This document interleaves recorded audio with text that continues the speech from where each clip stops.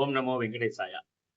அனைத்து தரப்பு தமிழர்களுக்கும் என்னுடைய சிறந்த தமிழர் திருநாள் தைப்பொங்கல் பெருநாள் என்று பேசப்படக்கூடிய சிறப்பு மிகுந்த பொங்கல் திருநாளை பற்றி, அதற்கு முன்பாக கொண்டாடப்படக்கூடிய போகியை பற்றி எல்லாம் இந்த நேரத்திலே நாம் சிந்திக்க போகிறோம்.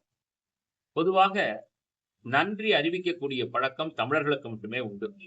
அந்த அடிப்படையில இந்த சிறப்பு மிகுந்த தமிழகத்தை தன்னுடைய கிரணங்களால் சிறப்புற மேம்பாடடைய வைத்து உலகத்திற்கே உணவு தரக்கூடிய விவசாயிகளுக்கு பெருமையை தேடித்தந்து, அவர்கள் கஷ்டப்பட்டு வயலிலே உழைத்து நெல்லை எந்த அளவுக்கு உருவாக்குகிறார்களோ அதற்கான சக்தியை கொடுத்து நமக்கு உணவாக தரக்கூடிய சூரிய பகவானுக்கு நன்றி பாராட்டக்கூடிய விழாவாக பொங்கல் திகழ்கிறது.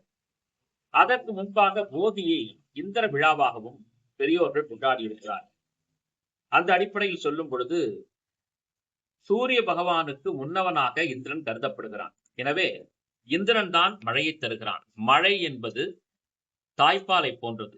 தாய்ப்பாலை சாப்பிட்ட பிறகு குழந்தைகள் எப்படி வளர்கிறார்களோ அதுபோல தன்னுடைய அருள் கருணை என்ற மழையை பொழிந்து நம்மை உய்விக்கக்கூடிய இந்திரனுக்கு ஒரு வழிபாடாக போகி கொண்டாடப்படுகிறது. அன்று எல்லோரும் அறிந்த வகையிலே பழையன கழிதல் புதியன புகுதல் என்ற அடிப்படையில் தேவையில்லாத பயன்படுத்தாத பொருட்களை நம் இல்லத்திலிருந்து அகற்றிவிட்டு சிலர் வீட்டை தூய்மைப்படுத்தி சுண்ணாம்படிப்பது, வண்ணங்கள் பூசுவது, அன்று அந்த போகி முழுவதுமே ஒரே கொண்டாட்டமாக இருக்கும் என்றே சொல்லலாம். சிலர் என்ன பண்றாங்கன்னு கேட்டீங்கன்னா, இந்த டயர் எல்லாம் எரிக்கிறாங்க. அதெல்லாம் ரொம்ப தப்பு.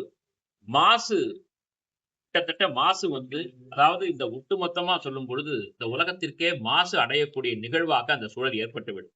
காற்றில் மாசு ஏற்பட்டுவிடும். அதனால அந்த மாதிரி விஷயங்கள்லாம் எதுவும் செய்யாம வீட்டில் இருக்கக்கூடிய குப்பைகள், வீட்டில் இருக்கக்கூடிய தேவையில்லாத பொருட்கள், அடுத்ததாக நமக்கு தேவையில்லாத என்னென்ன பொருட்கள் இருக்கிறதோ, உடைகள் இருக்கிறதோ அதையெல்லாம் நாம் நம் இடத்திலிருந்து அப்புறப்படுத்தக்கூடிய ஒரு நல்ல நாளாக போகியை சொல்லலாம்.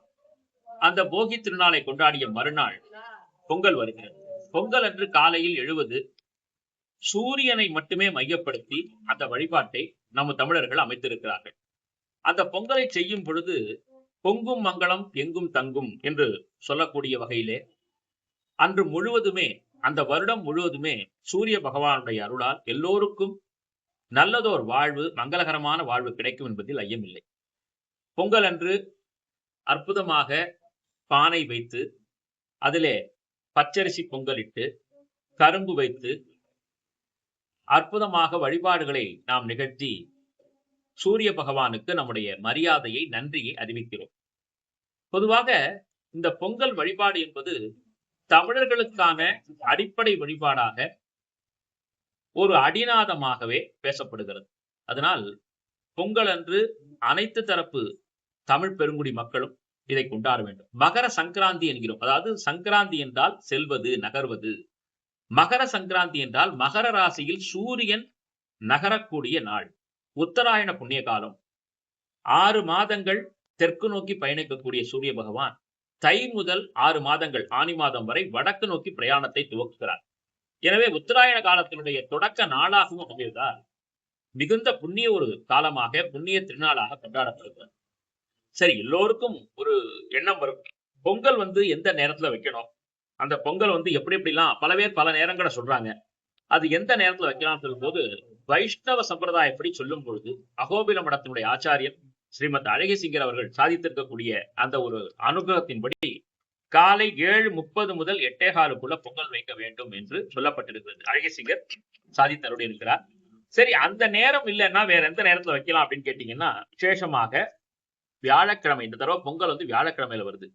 காலையில 9 மணிக்கு மேல 10 மணிக்குள்ள சுக்கிரஹோரையில பொங்கல் வச்சு 11 மணியிலிருந்து 12 மணிக்குள்ளாக நாம் சூரிய பகவானை வழிபட்டு பொங்கல் சாப்பிடுவதற்கு நாள் உத்தமமாக கருதப்படுகிறது. அதனால இதை இயன்றவர்கள் தங்களுடைய வாழ்க்கையில கடைபிடிக்க வேண்டும். 7:30 8:15 ஒரு டைம், அப்புறம் பாத்தீங்கன்னா 9 - 10 ஒரு டைம், அது பொங்கல் பானை வைக்கிறது. 11 - 12 மணிங்கிறது நாம் சூரிய வழிபாடு செய்து சாப்பிடுவதற்கான நேரமாக சொல்லப்பட்டிருக்கிறது.